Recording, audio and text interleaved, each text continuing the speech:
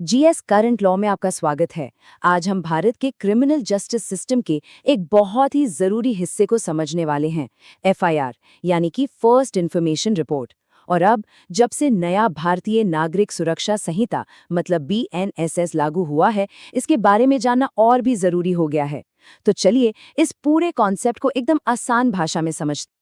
आज की चर्चा में हम क्या क्या कवर करेंगे। सबसे पहले तो ये जानेंगे कि भाई ये एफआईआर होती क्या है, फिर ये इतनी ज़रूरी क्यों है, इसे फाइल करने का पूरा प्रोसेस क्या होता है, नए कानून से इसमें क्या बड़े बदलाव आए हैं, और हाँ, सबसे ज़रूरी बात, एक नागरिक के तौर पर हमारे अधिकार क्या हैं। तो चलिए शुरू करते हैं पहले सवाल से। एफआईआर आखिर है क्या? इसे आप ऐसे समझिए कि ये न्याय की दौड़ के लिए वो स्टार्टिंग पिस्टल है, जिसके बजते ही सब कुछ एक्शन में आ जाता है। जरा सोचिए, जब कोई अपराध होता है तो हमारी पूरी क्रिमिनल जस्टिस मशीनरी को चालू करने वाला पहला बटन कौन सा है? वो क्या चीज है जो पुलिस को ऑफिशियल तौर पर इन्वेस्टिगेशन शुरू करने के लिए हरी झंडी देती है? इसका जवाब है एफआईआर। ये पुलिस का बनाया हुआ एक रिटन डॉक्यूमेंट होता है, जिसे वो तब तैयार करती है जब उन्हें किसी संज्ञेय अपराध यानी कॉग्निजेबल ऑफेंस की जानकारी मिलती है। ये किसी भी क्राइम का पहला ऑफिशियल रिकॉर्ड है। नए कानून यानी बीएनएसएस की धारा 173 में इसका पूरा जिक्र है। अच्छा, अब दूसरे पॉइंट पर आते हैं। आखिर एक एफआईआर इतनी जरूरी क्यों होती है? यकीन मानिए, ये सिर्फ एक कागज का टुकड़ा नहीं है, उससे कहीं ज्यादा है। देखिए, एक एफआईआर के महत्व के 4 पिलर होते हैं। सबसे पहला, इसी से पुलिस की ऑफिशियल इन्वेस्टिगेशन शुरू होती है। दूसरा, ये घटना के फौरन बाद की जरूरी डिटेल्स और सबूतों को रिकॉर्ड कर लेती है, जो बाद में बहुत काम आते हैं। तीसरा, ये पीड़ित के लिए एक कानूनी ढाल की तरह काम करती है।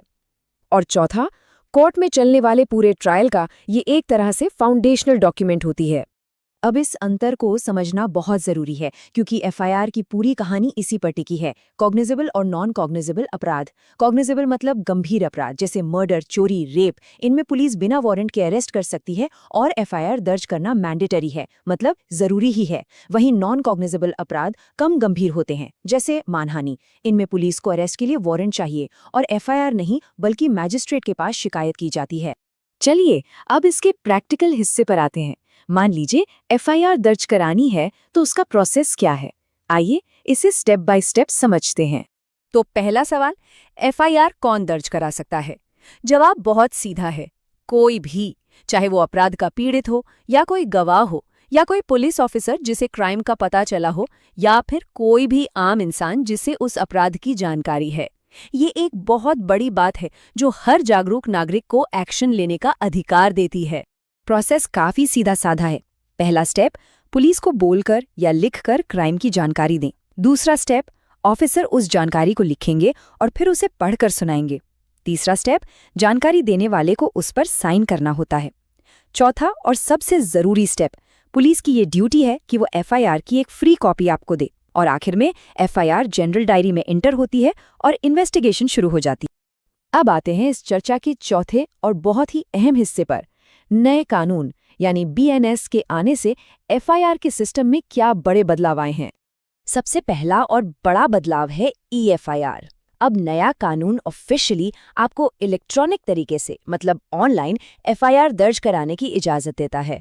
इससे प्रोसेस बहुत आसान हो जाता है, पर हाँ, एक बात याद रखने वाली है कि इसे कंफर्म करने के लिए 3 दिन के अंदर जाकर उस पर साइन करना जरूरी है। दूसरा बड़ा बदलाव है जीरो एफआईआर।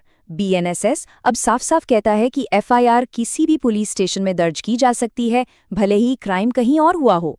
बाद में वो केस अपने आप सही जुरिस्डिक्शन वाले पुलिस स्टेशन में ट्रांसफर हो जाता है। सोचिए, अर्जेंट मामलों में ये कितनी बड़ी राहत है। और तीसरा बड़ा बदलाव है प्रिलिमिनरी इंक्वायरी का। अब कुछ खास तरह के अपराधों में, जिनकी सजा 3 से 7 साल के बीच है, पुलिस एफआईआर दर्ज करने से पहले 14 दिन की एक शुरुआती जांच कर सकती है। ऐसा इसलिए किया गया है ताकि झूठी शिकायतों पर सीधे सीधे पूरी इन्वेस्टिगेशन शुरू ना हो जाए। और अब हम आते हैं सबसे जरूरी हिस्से पर, अपने अधिकारों को जानना। क्योंकि कई बार सिस्टम साथ नहीं देता, तो ऐसे में क्या करना चाहिए? स्क्रीन पर लिखे इस कोर्ट के फैसले पर ध्यान दीजिए। ये ललिता कुमारी बनाम उत्तर प्रदेश सरकार का ऐतिहासिक केस है, जिसमें सुप्रीम कोर्ट ने बिल्कुल साफ कर दिया था कि हर कॉग्निजेबल ऑफेंस के लिए एफआईआर दर्ज करना अनिवार्य है, बिना किसी शुरुआती जांच के। ये एक बहुत ही पावरफुल स्टेटमेंट है। तो एक जानकारी देने वाले के तौर पर कुछ बेसिक अधिकार होते हैं।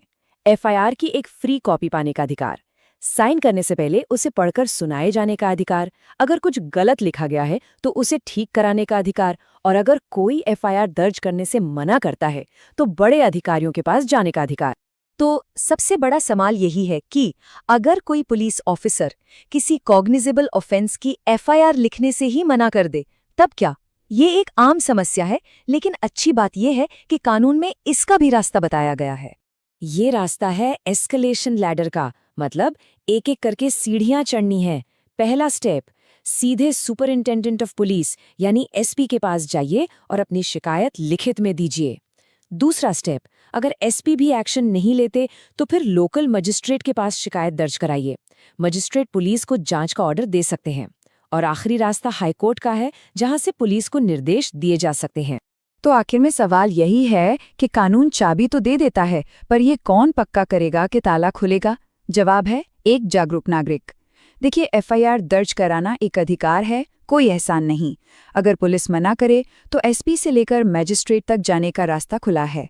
और अब तो नया कानून ई-एफआईआर और जीरो एफआईआर जैसे टूल्स से इस अधिकार को और भी ताकत देता है। बस जागरूक रहने की जरूरत है, सतर्क रहने की और अपने अधिकारों का सही इस्तेमाल करने की।